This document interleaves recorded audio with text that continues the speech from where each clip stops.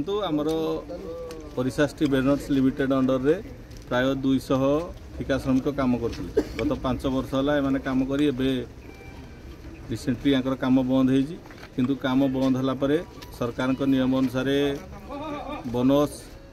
EPF आउ final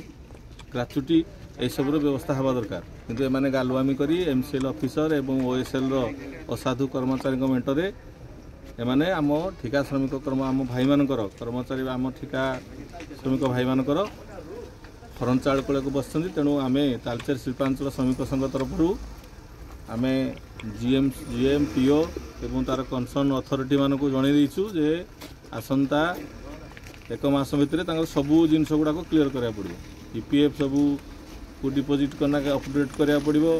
समस्त PLI bonus देवा पड़ो समस्त को फाइनाल देवा पड़ो एवं परवर्ती क्षेत्र में जो मानी काम आसो से करने सबू भाई मान को निजुक्ति दब तेणु यही सब दाबी गुड़िक नहीं आम आज